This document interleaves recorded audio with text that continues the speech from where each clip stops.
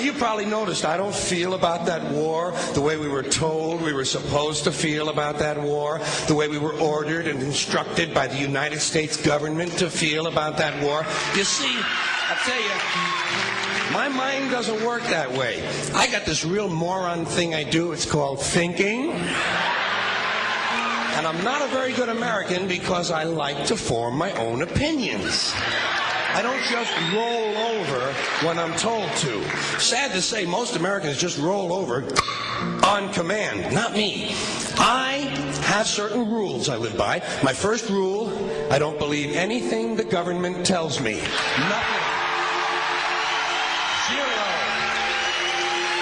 Nope.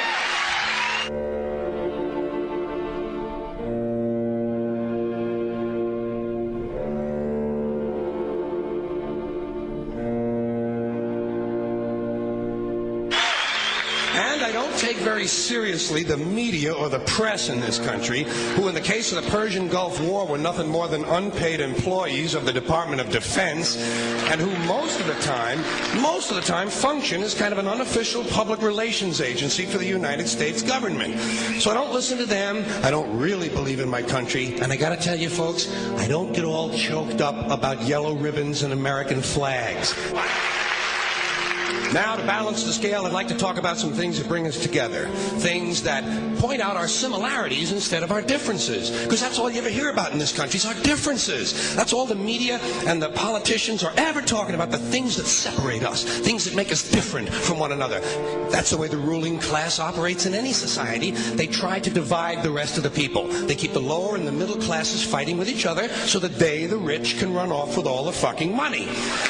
Fairly simple thing happens to work.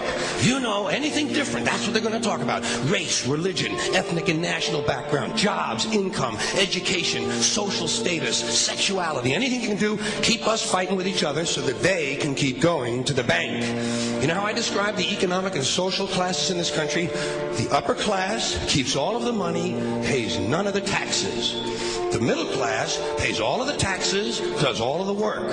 The poor are there just to scare the shit out of the middle class. Keep them showing up at those jobs. Politicians know that word. They use it on you. Politicians have traditionally hidden behind three things: the flag, the Bible, and children. No child left behind. No child left behind. Oh, really? Well, it wasn't long ago you were talking about giving kids a head start. Head start, left behind? Someone's losing fucking ground here.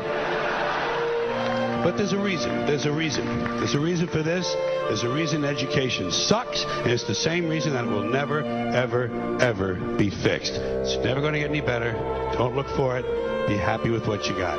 Because the owners of this country don't want that. I'm talking about the real owners now. The big, the wealthy, the real owners, the big wealthy business interests that control things and make all the important decisions. Forget the politicians. They're irrelevant. The politicians are put there to give you the idea that you have freedom of choice. You don't. You have no choice. You have owners. They own you. They own everything. They own all the important land. They own and control the corporations. They've long since bought and paid for the Senate, the Congress, the state houses, the city halls. They got the judges in their back pockets, and they own all the big all the big media companies. So they control just about all of the news and information you get to hear. They got you by the balls. They spend billions of dollars every year lobbying to get what they want. Well, we know what they want. They want more for themselves and less for everybody else. But I'll tell you what they don't want. They don't want a population of citizens capable of critical thinking. They don't want well-informed, well-educated people capable of critical thinking. They're not interested in that. That doesn't help them. That's against their interest. That's right. You know something? They don't want people who are smart enough to sit around the kitchen table and figure out how badly they're getting fucked by a system that threw them overboard 30 fucking years ago. They don't want that. You know what they want? They want obedient workers. Obedient workers. People who are just smart enough to run the machines and do the paperwork, and just dumb enough to passively accept all these increasingly shittier jobs with the lower pay, the longer hours, the reduced benefits, the end of overtime, and the vanishing pension that disappears the minute you go to collect it. And now they're coming for your Social Security money. They want your fucking retirement money. They want it back so they can give it to their criminal friends on Wall Street. And you know something? They'll get it. They'll get it all from you sooner or later because they own this fucking place. It's a big club, and you ain't in it. You and I are not in the big club.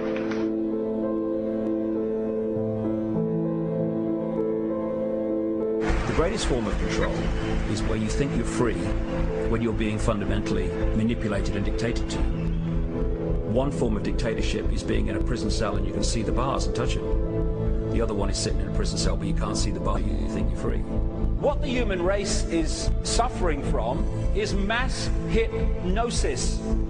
We are being hypnotized by people like this. Newsreaders, politicians, teachers, lecturers. We are in a country and in a world that is being run by unbelievably sick people. The chasm between what we're told is going on and what is really going on is absolutely enormous. The greatest hypnotist on planet Earth is a oblong box in the corner of the room. It is constantly telling us what to believe is real.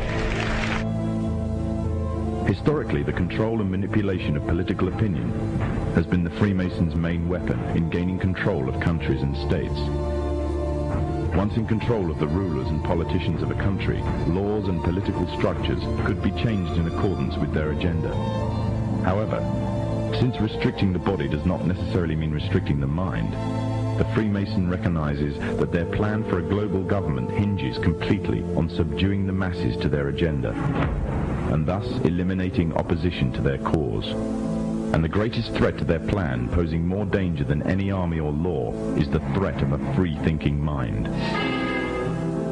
In order to eliminate this threat and to achieve their objective, the Masons have set about the boldest plan ever devised: the complete control of every aspect of human life, your life.